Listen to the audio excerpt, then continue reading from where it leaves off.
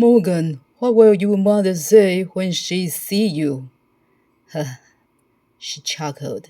His anger vanished in an instant. At that moment, what mother would say was the furthest thing from Morgan's mind. Father, why were you shouting? Is anything all right? He sighed. Do not worry yourself, Morgan.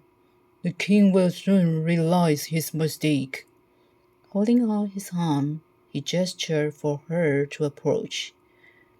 With his arm around her, Morgan led him, lead her into the receiving room, unable to ignore an nagging feeling.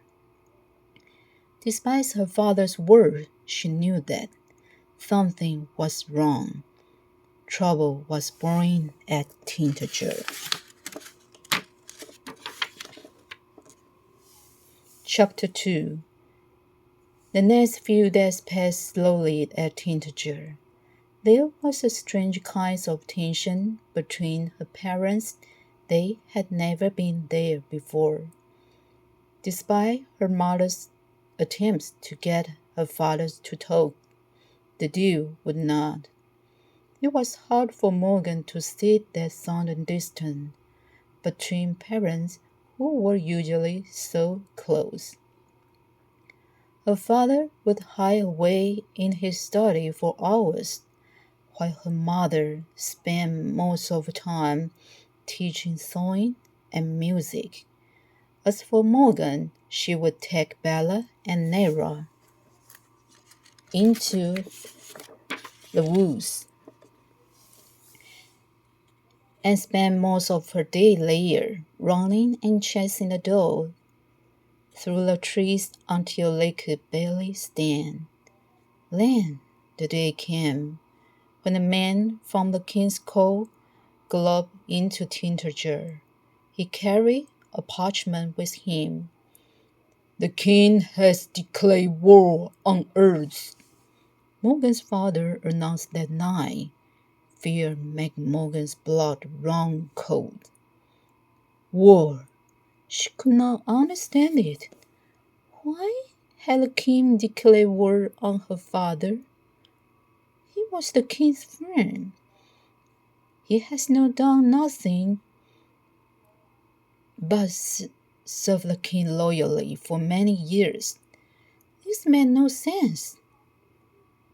But then she remembered the argument she had overheard and realized that something terrible must have happened that day.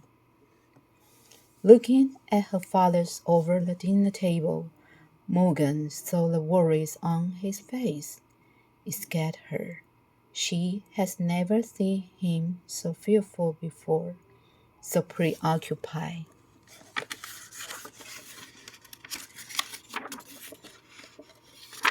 Her mother looked no better as she watched her husband. His food and drink were untouched. Reaching out, Igraine covered the Duke's hand with her own, offering him comfort that no one else could. The rest of dinner was a quiet affair. After it, her father and his knights gathered in the war room, no doubt to talk about the oncoming battle. Several weeks and a dozen skirmishes between her father's men and the king's passed. Days the Morgan spent with her mother, forbidden to leave the castle. She hated. She felt trapped inside her own room, unable to escape for even a moment. But when she thought her life couldn't get any worse, her father told her to unthinkable he was sending her away. Please, father, she spoke, clutching at his arm.